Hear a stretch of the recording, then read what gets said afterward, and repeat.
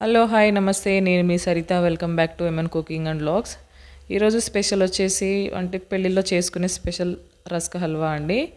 So taste అయితే చాలా బాగుంటుంది. మనం బ్రెడ్ హల్వాతో కంపేర్ చేస్తే దీని టేస్ట్ అయితే చాలా బాగుంటుందండి. అలానే ప్రాసెస్ కూడా చాలా సింపుల్గా ఉంటుంది, అంటే ఫాస్ట్గా అయిపోతుందండి. సో ఎప్పుడు ట్రై చేయకపోతే మాత్రం కంపల్సరీ ట్రై చేయండి. ఇప్పుడు ఎలా చేయాలో చూద్దాం రండి. దానికోసం అయితే ఒక 8 వరకు అయితే నేను ఇలా రస్కులు తీసుకున్నాను. సో ఇప్పుడు ఈ రస్కులు వచ్చేసి మనం ఇలా చిన్న చిన్న ముక్కలుగా చేసుకొని అయితే మిక్సీ జార్లో వేసుకొని మరీ మెత్తగా కాకుండా కొంచెం బరుసుగా అయితే గ్రైండ్ చేసుకోవాలి. మనం మిక్సీ జార్లో కాకుండా అలానే రోట్లో కూడా మనం అంటే కొంచెం మెత్తగా పొడిలాగా కాకుండా కొంచెం బరుసుగా అయితే మనం దాంట్లో కూడా దంచుకోవచ్చు అండి. సో ఈ విధంగా అయితే ఇలా ముక్కలు చేసుకొని మిక్సీ జార్లో వేసుకొని అయితే అంటే గ్రైండ్ చేసుకోండి. ఇగో ఈ విధంగా నేను వీడియోలో చూపించిన విధంగా అయితే గ్రైండ్ చేసుకోండి. ఇప్పుడు మనం కప్పుతో కొలుచుకుంటే 1.5 కప్పు ఉందండి. సో ఇప్పుడైతే ఒక ప్యాన్ పెట్టుకొని అందులో ఒక 2 టేబుల్ స్పూన్ వరకు అయితే నెయ్యి వేసుకోవాలి. ఇలా నెయ్యి వేసుకొని కరిగిపోయిన తర్వాత ఇప్పుడు ఇందులోకి అయితే మనం గ్రైండ్ చేసి పెట్టుకున్న రస్క్ పొడి వేసుకోవాలి. ఇలా వేసుకొని లో ఫ్లేమ్లోనే పెట్టుకొని అయితే ఇలా అలా అంటే కలుపుతూ ఉండాలండి. సో లేకపోతే మనకు కింద మాడిపోతుంది కదా, పొడి కాబట్టి తొందరగా మాడిపోతుంది. సో ఇలా ఒక 5 మినిట్స్ వరకు అయితే సిమ్లో పెట్టుకొని ఈ విధంగా కొంచెం కలర్ చేంజ్ అయ్యే వరకు అయితే ఫ్రై చేసుకోవాలి.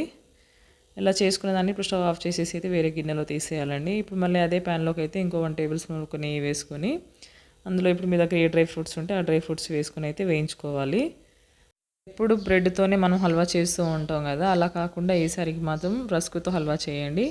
టేస్ట్ చాలా బాగుంటుంది, అలానే మనకు సింపుల్గా అయిపోతుందండి.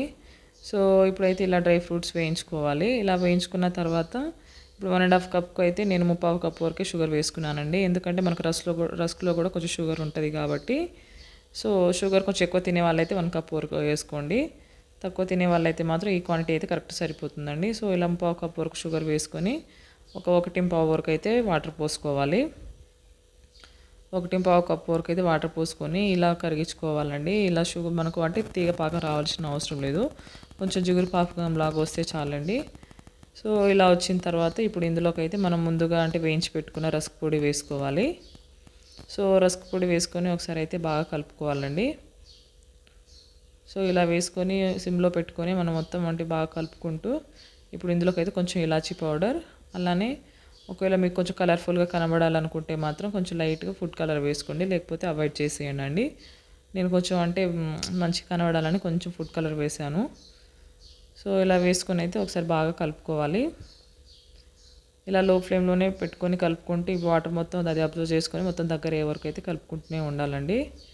సో ఇలా కలుపుకున్న తర్వాత ఇప్పుడు స్టవ్ ఆఫ్ చేసుకొని వెంటనే అంటే వేడివేడిగా సర్వ్ చేసుకోకుండా ఇంకా కొంచెం కూల్ అయిన తర్వాత తింటేనే టేస్ట్ చాలా బాగుంటుందండి. సో బ్రెడ్ హల్వాతో కంపేర్ చేస్తే ఈ హల్వా అయితే చాలా టేస్ట్ ఉంటుంది. సో ఎప్పుడు ట్రై చేయకపోతే మాత్రం కంపల్సరీ ట్రై చేయండి. వీడియో నచ్చితే మాత్రం కంపల్సరీ లైక్ చేయండి, అలానే షేర్ చేయండి. మరిన్ని రెసిపీస్ కోసం నా ఛానల్ అయితే సబ్స్క్రైబ్ చేసుకోండి. Thanks for watching.